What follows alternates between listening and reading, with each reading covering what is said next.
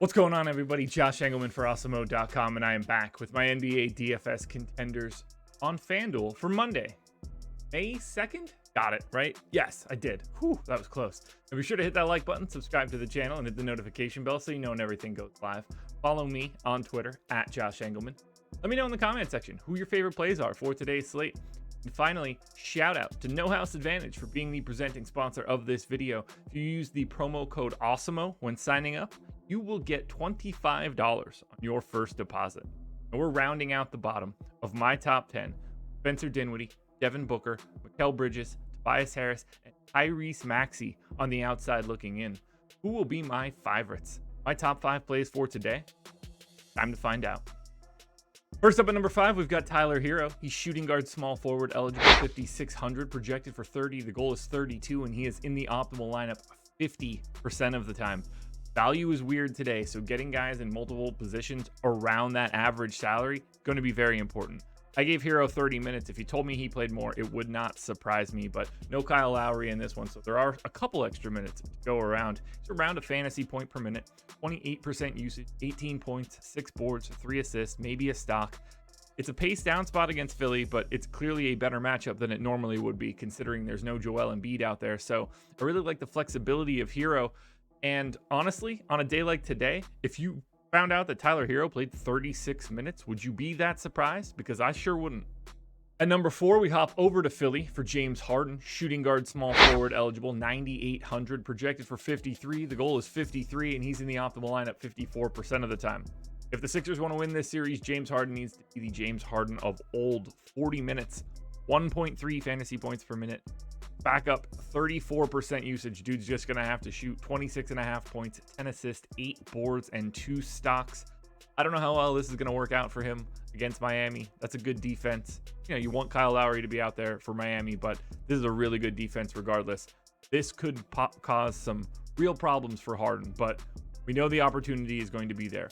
If James Harden can't take this game over, Philly is in a bit of trouble, so I like Harden here at number 4. But I'd love to pay up for Luka Doncic. Number 3, point guard, shooting guard, eligible, 11K, projected for 58. The goal is 59. He's in the optimal lineup 63% of the time. I think there's going to be enough value to be able to get to an 11K Luka, and his raw point ceiling is insane. 38 minutes, 1.53 fantasy points per minute, 40% usage, 32 points, 10 boards, and 9 assists plus 2 stocks. I mean, it's the 40% usage that's driving this. We expect Luka to score 30 real points more than 50% of the time. I have him very close to a triple-double as a baseline projection. You should scrounge up every cent you can find to get yourself some Luka Doncic today. In at number 2, we've got Bam Adebayo, power forward, center, eligible, 7,400, projected for 42. The goal's 41. He's in the optimal lineup 68% of the time. I gave Bam 35 minutes. I think we see him step up and try to take over this series because he doesn't have to take on Joel Embiid this time. He gets B-Ball Paul and Paul Millsap maybe, and DeAndre Jordan maybe, who knows. It's not going to be good, but it's going to be great for Bam. 35 minutes, 1.2 fantasy points per minute, 22% usage, 17.5 points, 12 boards, 4 assists, and 2 stocks. He should dominate. If the Heat want to make this series just end immediately, Bam Adebayo is the guy that can do that by absolutely owning the paint in this matchup, at the very least, until Joel Embiid can get there. But this is the spot right now where you need Bam Adebayo to just crush. The fact that he has power forward eligibility makes it even easier. Before we get to that number 1 contender, one last reminder, hit the like button, subscribe to the channel, hit the notification bell so you know when everything goes live. Follow me on Twitter at Josh Engleman. Let me know in the comments who your favorite plays are, and then go sign up at No House Advantage using the promo code Awesemo so that you get yourself $25 on your first deposit. This one's easy. Number 1 contender for today is Paul Reed. He's power forward, center, eligible, 4,100, projected for 28.5. The goal is 24.5. The optimal line of 82% of the time.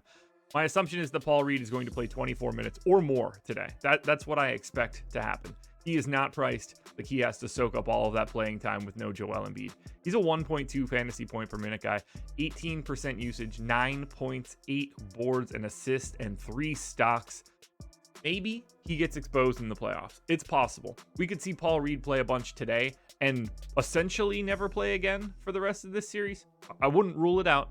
I don't think that that's all that likely because I don't think the choices behind him are going to be helpful enough to want to do that. I think Paul Reed does enough actively in this series that he plays 24 today, maybe more. And every minute he gets above 24 is clearly putting him in an optimal.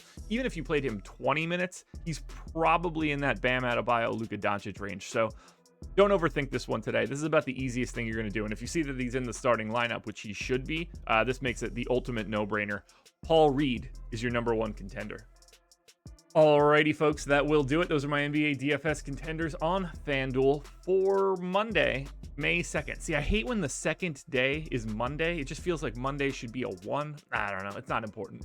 There's a DraftKings version around here somewhere. That's pretty important. You should check that out. Good luck tonight, everybody. Win some money. We're back again tomorrow morning for another edition of the Contenders.